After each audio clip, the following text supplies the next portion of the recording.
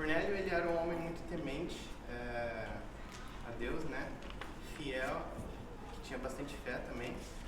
E ele dava esmolas para os povos pobres, né? E também ele fazia parte do corte italiano do exército romano. Ele era um centurião, eu acho, que comandava 100 homens, né? E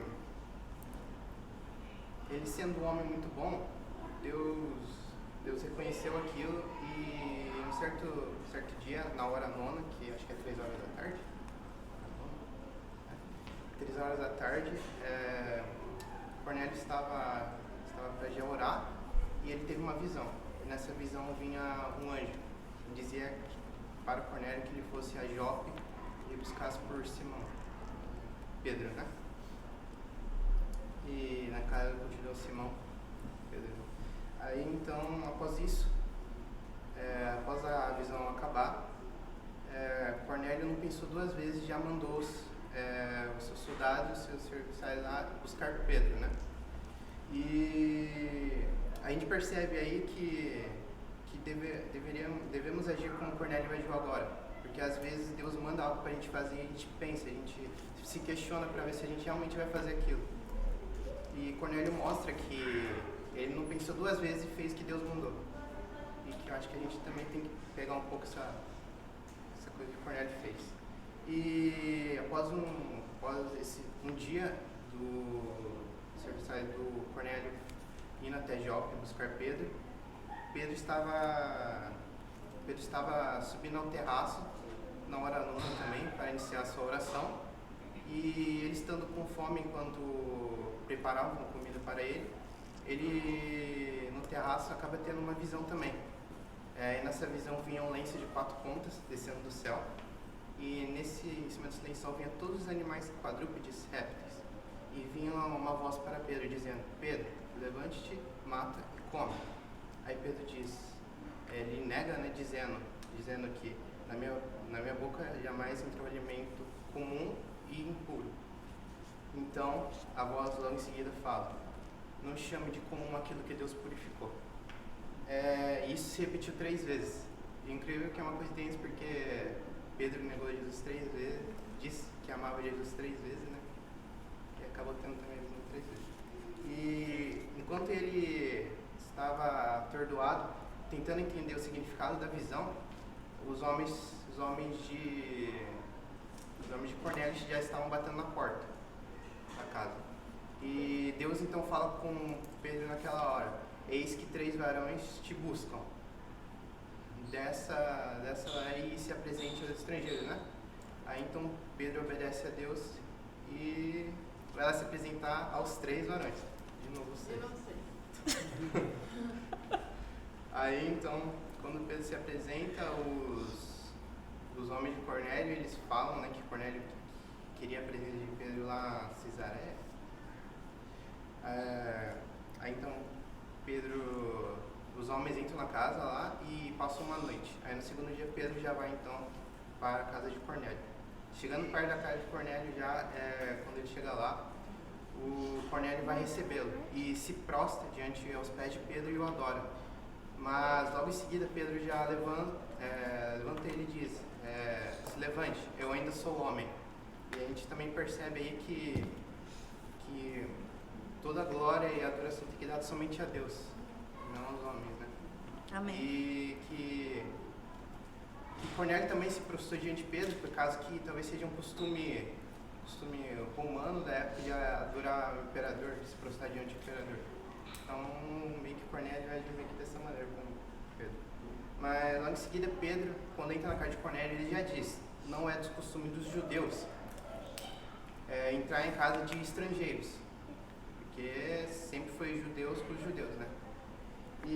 Mas ele fala que Deus falou com ele que não chame de comum o que Deus purificou. Aí então a gente percebe, ele fala também que Deus faz exceções de pessoas, Deus não faz exceções de pessoas, mas lhe é agradável que ele em qualquer nação que teme e obra o justo.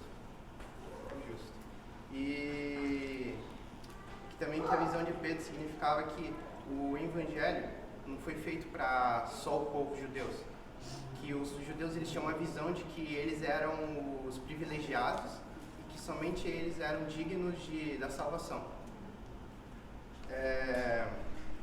Então, com essa visão, Pedro ele entendeu o significado. Ele teve uma mudança de pensamento radical, né? Ele de um pensamento tradicional, ele acaba então tendo uma revelação incrível. E após isso, Pedro então decide pregar o evangelho, né? Para o povo gentil que estava lá com Cornélio. E após pregar, eles sentiram o poder de Deus e o Espírito Santo se derramou sobre eles. E com aquilo tudo, nós também imaginamos que Pedro, se de falar que Pedro, quando ele estava indo para a casa de Cornélio, ele não foi sozinho, né? Ele levou testemunhas por causa que, na época, para comprovar se realmente estava certo alguma coisa, tinha que levar testemunhas, porque senão o povo questionava e achava que era falso. Então Pedro sempre tinha que levar testemunhas com ele. E levando, então a gente imagina aquelas testemunhas que tinham costumes judaicos,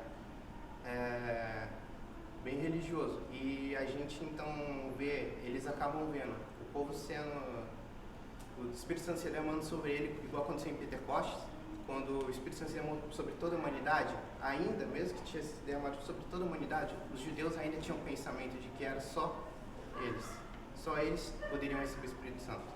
E imaginamos que eles também devem ter ficado admirados, vendo os povos gentios estrangeiros recebendo o Espírito Santo. E isso é muito bonito de se ver. Então, a gente acaba entendendo em Atos 10 que Deus não faz exceções de pessoas, todos têm o direito de querer buscar Jesus, querer aceitar, ser evangelizado, e isso basta nós queremos, né? E então, agora entrando em Atos 11,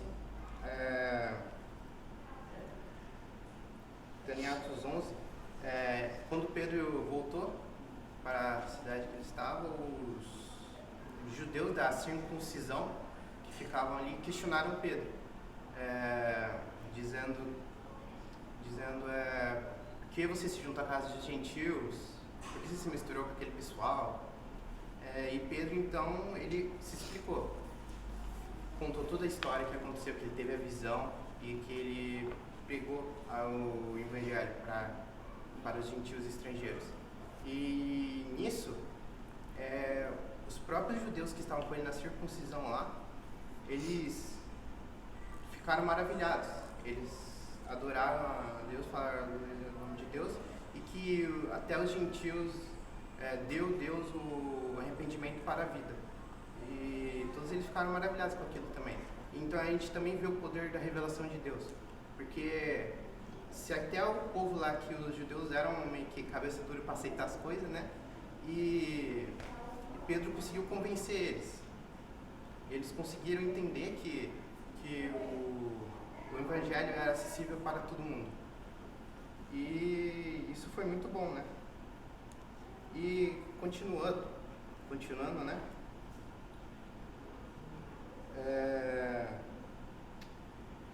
Agora a gente entra em outra parte, da Antioquia, né? Após a morte de Estevão, né? Que teve a separação de vários grupos para todos os lados. Então que os foram dispersos por causa da tribulação que sobreveio a Estevão, se espalharam até Fenícia, Chipre e Antioquia, não anunciando ninguém a palavra, senão somente aos judeus.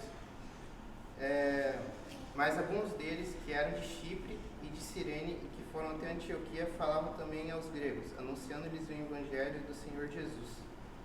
Então a gente percebe que ali existiam povos que anunciavam somente o evangelho aos judeus, e outros que já estavam começando a evangelizar os gregos, evangelizando para outros povos que não eram judeus. Então a gente também começa a ver o evangelho saindo do que era só os judeus para outros povos também. E é dito que também a mão do Senhor estava com aquela igreja de Antioquia. A onde o Senhor estava com eles, que eles eram novos convertidos muito felizes. E a história de Antioquia, esses novos convertidos de Antioquia, chegou aos ouvidos da igreja de Jerusalém, que decidiu mandar Barnabé para Antioquia. E chegando lá, Barnabé, ele se alegrou, né, vendo o povo lá, e fortaleceu a fé que eles estavam lá. Fizeram que eles se mantessem mais forte ainda na igreja. E após isso, ele então foi em busca de... Ele procurou por Paulo, né? Em Tarso. E então a gente vê aí também que ele procurou por Paulo, não foi Paulo que foi até ele. Então a gente, quando vamos iniciar um ministério, nós não devemos esperar por pessoas, nós devemos buscar elas. Suar para buscar, por causa que nem Barnabé, né? Então, porque ele também era um homem bom e cheio de Espírito Santo e fé. E, bom, quando então Barnabé e Paulo, eles doutrinaram a igreja de Antioquia por 1 ano. E os discípulos da Antioquia, os discípulos lá, pela primeira vez surgiu o termo cristão, que são até hoje o termo utilizado até hoje, né, por nós, como tem sido pequenos cristãos. E então, continuando, naqueles dias surgiram alguns profetas, dentre eles um profeta chamado Ágabo, que ele profetizou que aconteceria uma grande seca. E realmente aconteceu, uma seca global na qual muitas pessoas passariam fome. E quando aconteceu isso, a gente também percebe a união do povo daquela igreja, porque eles juntaram todos e ofertaram tudo, muitas coisas para ajudar os necessitados. Que nós também possamos todo mundo nos unir, não só para ficar entre nós, mas também para ajudar quem precisa. E que nós possamos aprender a lição de que não existe povo escolhido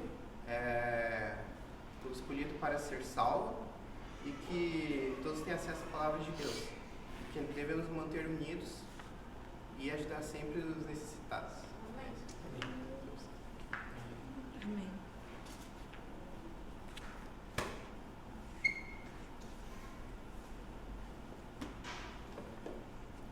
Alguém tem alguma coisa pra falar? Não? Nem eu. Mentira, gente. Quero falar assim que